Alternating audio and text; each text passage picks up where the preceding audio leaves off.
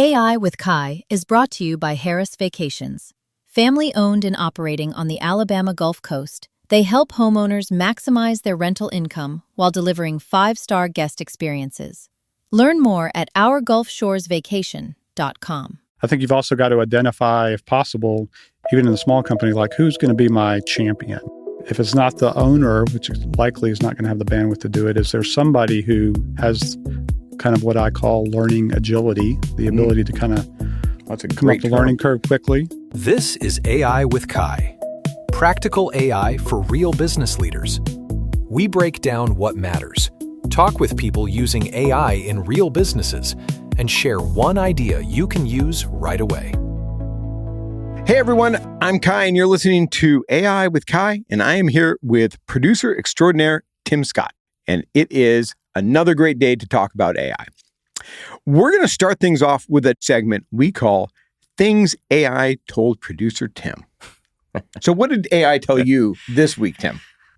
It said I was arranging the furniture before I put it in the room. Interesting. How poetic and very sage advice. Yeah. What were you talking about? Well, I didn't really want to get into a deep segment. It's just a fun little thing. We have a laugh and move on. But it's very therapeutic when I read this stuff back, right? Yeah. Because I get caught up in the weeds. I think my mind was just jumping way ahead of things. This is AI's version of putting the cart before the horse. Yeah, exactly. It was trying to come up with new phrases for this. Yeah. So I thought that was funny. Yeah, I am. I'm trying to arrange the furniture before I even get it put inside the house. I like that. AI, especially the newest versions of AI, has started to incorporate a lot more of that sort of phrasing for things. The Rundown. 5 AI stories you need to know right now. We're going to start things off with Anthropic's IPO. So Anthropic confidentially filed for an IPO. This is going to be the start of the IPO tsunami when it comes to AI.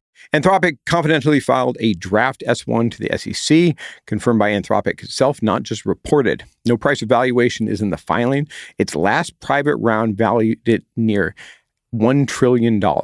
And analysts frame a $1 trillion plus debut as the base case if markets cooperate. So it's going to be a big one. No matter what.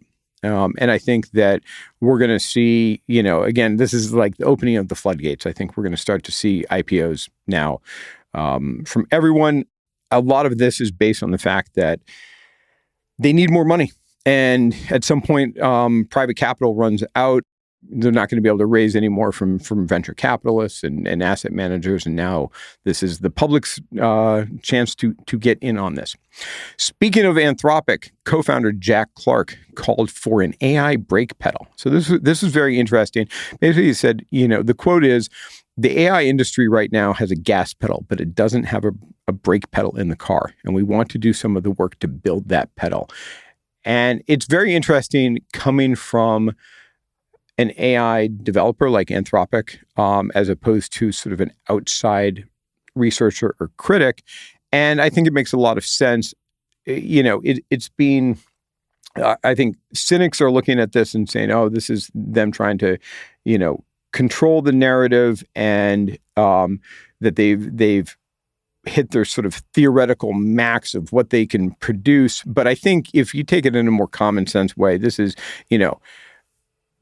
right now, and this comment was made in reflection of the idea of recursive self-improvement. So basically, we've entered into this phase where AI is now improving itself, and that has this exponential return, right? So the better AI makes itself, the better it can improve itself, and that just continues to build on itself. But there's nothing that slows that down, right? There's no sort of emergency kill switch that says, okay, stop doing this, especially as we're having AI write its own code. So you can imagine this sort of like flywheel effect. So, but it's a very interesting thing, and I think we're gonna hear more about this idea of brake pedals or some sort of control valve.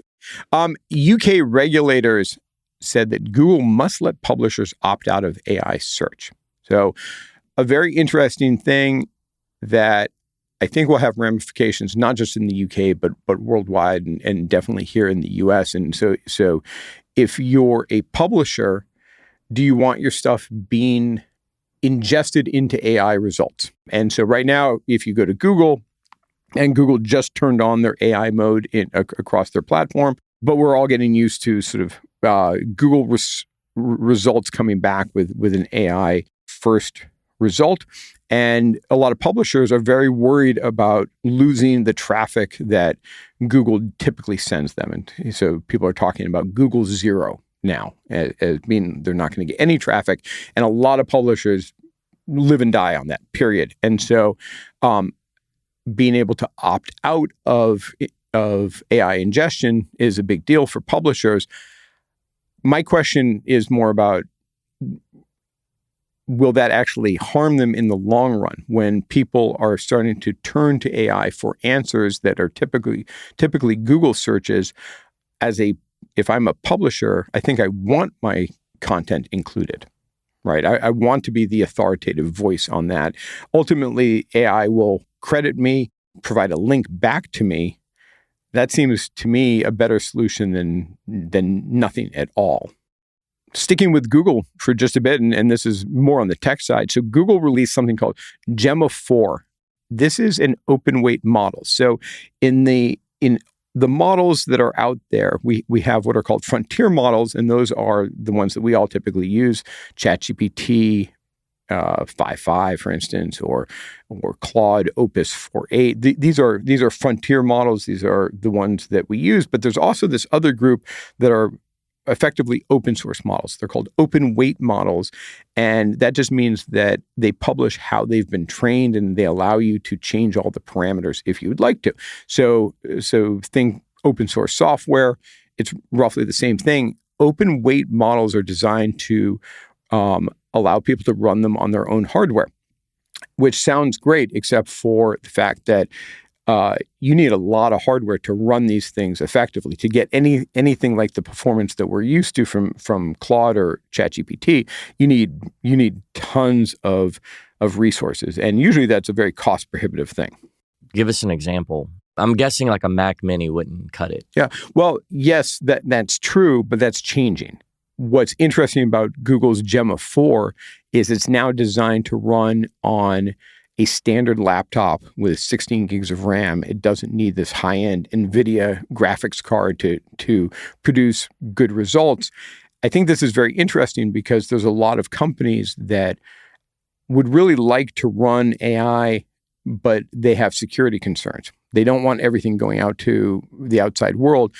This may be the first high-end model that can now run on local hardware.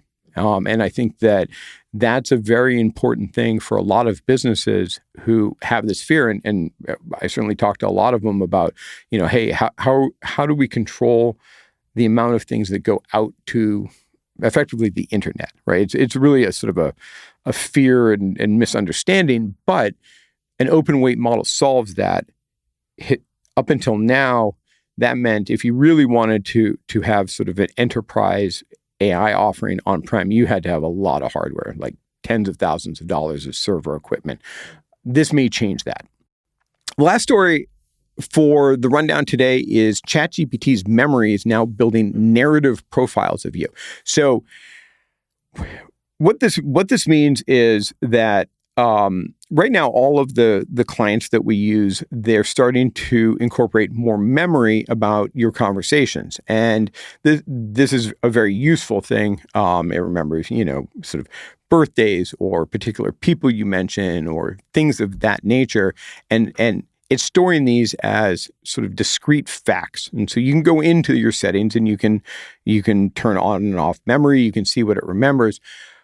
ChatGPT has enabled something that their upgraded memory system, which they call Dreaming, now writes these coherent narrative style profiles of users organized by life domain. So it understands sort of your work, your hobby, your travel, your education, things like that, not just these discrete, disconnected facts. And so it can now reason through its memory to understand that, this is you talking about something in regards to your hobby, not your work, right? You may be a gardener, but that has nothing to do with your work. So I'm not gonna mix those facts up.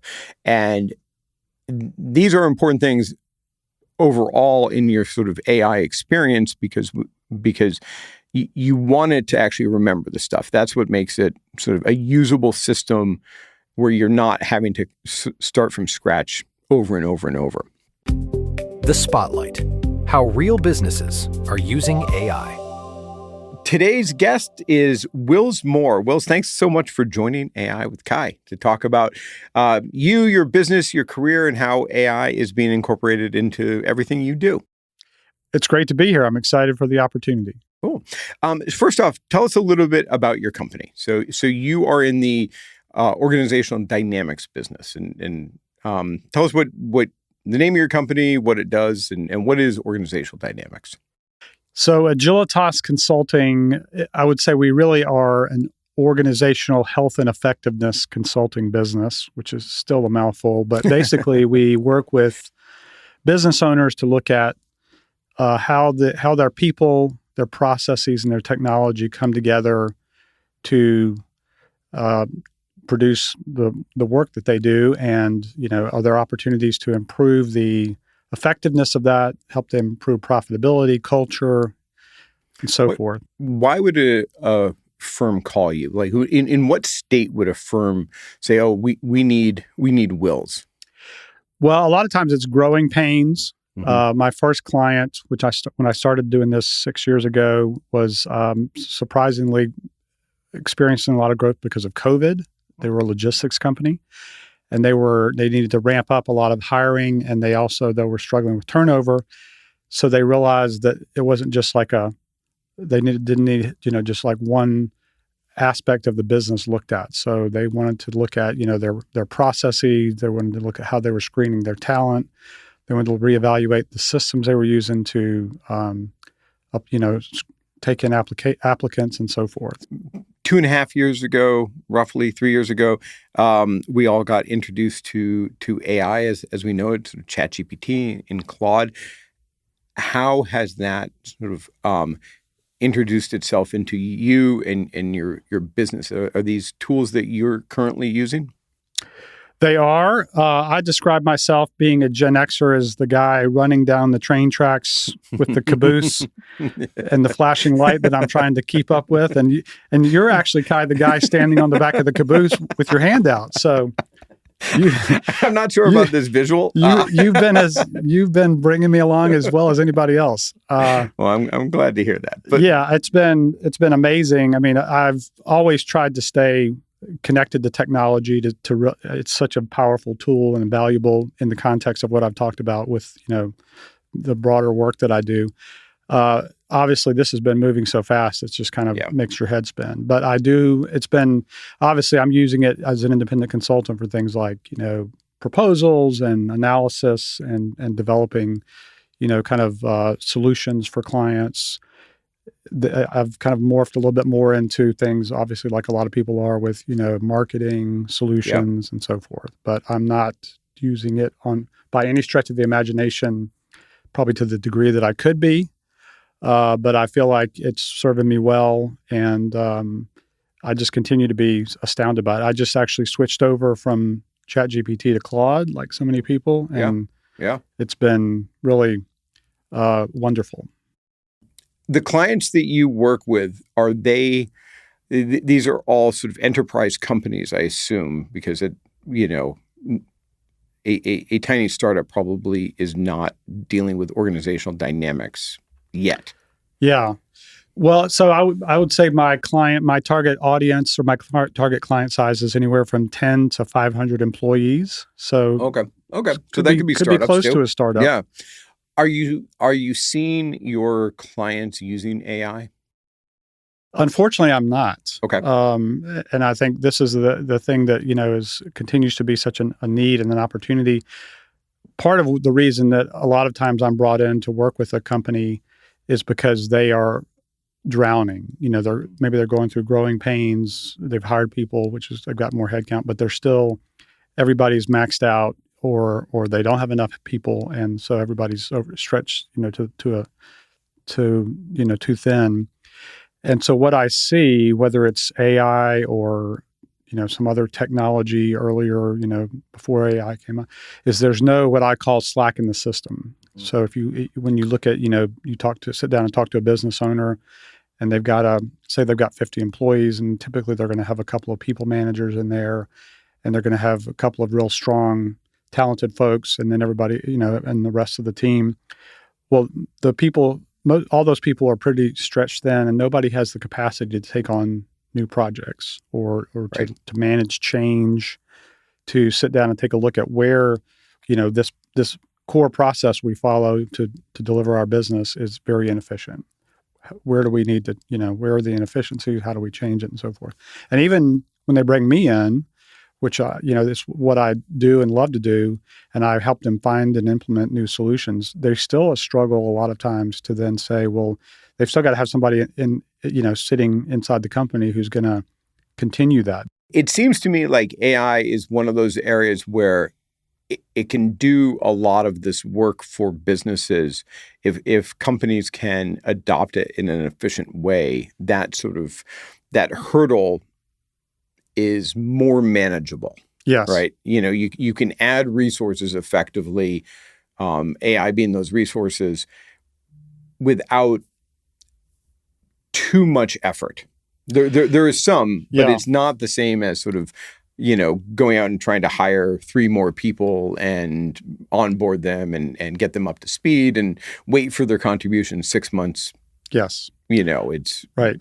I think that part of the issue now, of course, is, AI is a victim of its own kind of marketing and PR success. I think people are intimidated by, how much is being done with it, how fast it's moving and changing. So again, if I'm a business owner, I'm sitting there today, it's like, okay, well, yeah, I see there's opportunity here maybe to make a dramatic change in my business using AI, but can I keep up? How am I going to maintain whatever solution? I think there's it probably creates a lot of questions for leaders. And again, what I see is only a small subset are really asking those questions and kind of opening that door to go down that path to explore it. Yeah, absolutely. So when you're talking to businesses, I guess as we're talking to businesses right now in this podcast, what advice would you give them as it pertains to AI? Where would you tell businesses to start? I think one, they have to kind of start maybe by asking some questions like, where are 3 opportunities? Where are 3 places in our business that we could potentially consider this? So I think it's, asking some questions. I think they also have to have a certain amount of kind of baseline information. I think in a previous podcast, shared this tip about making sure as a company you have your IT landscape nailed down. And that's a classic thing that one of the first things I do when I come in to work with a client is I ask them for a list of any and all software, apps they use, et cetera. And you'd be amazed, but probably not, how many there are, how many, and for small companies. I had a client last year that had 10 people and I think they had 40 different, things that they were using, bits and pieces of applications. They had a couple of, killer applications that they were totally underutilizing. It sounds like the subscriptions I have for different software in my own personal life that I have no idea, Scratch the surface of it. Right. So again, I think it's like, you got to first really start with where are we today? And then where are the opportunities?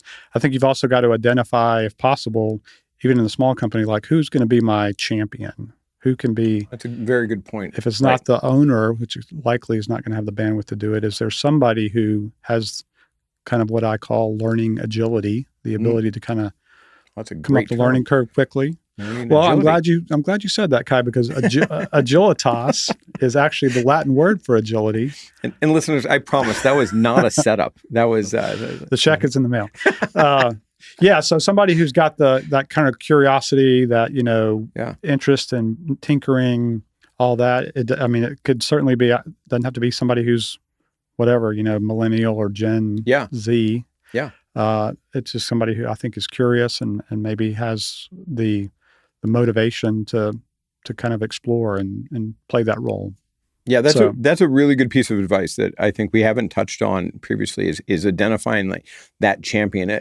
Sometimes it is the business owner, and the challenge there is business owners can tend to be overly excited, and the staff does not mirror that excitement. And in fact, they sort of have a natural tendency to try to ward that off and manage around it. So having someone else in the business who becomes the champion for AI is actually a really good piece of advice.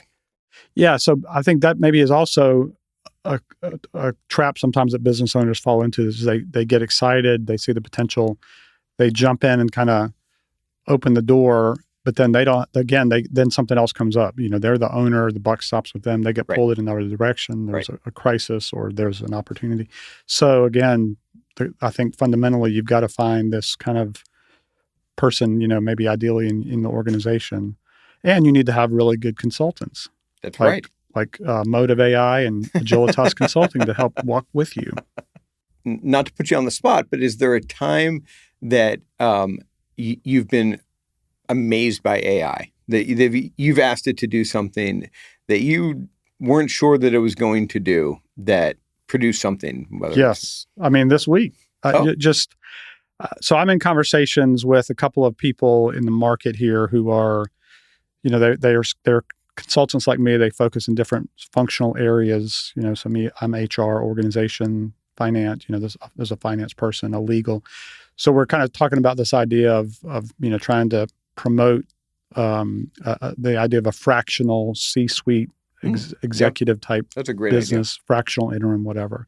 So we're just starting down that road, conversation. And so, of course, I fire up my old friend Claude and all that I've learned about prompt engineering, which I actually did take a course online a couple of years ago. In hindsight, I'm really surprised and proud of myself for doing that. But so I basically just put in there, here's what we're thinking about doing. Here's where we are. Here's our market, kind of the region, and then asked it for research, ideas on kind of how you would structure it, examples of existing companies out there, and then kind of, what are next steps and questions to ask? Because we haven't even had a meeting with everybody in the group yet. And it was just, again, not only did it produce great information and kind of food for thought, but it also produced it in a lovely PowerPoint presentation. Oh, very cool. Well, thank you so much for coming on the podcast. It's been great. Yes, I've enjoyed it. Thank you for the opportunity, and I appreciate just the chance to keep chasing after you on the train.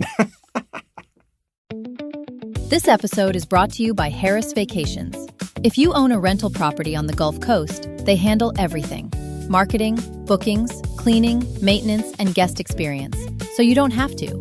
And if you're planning a trip, they offer a wide range of homes across Gulf Shores, Orange Beach, and Fort Morgan.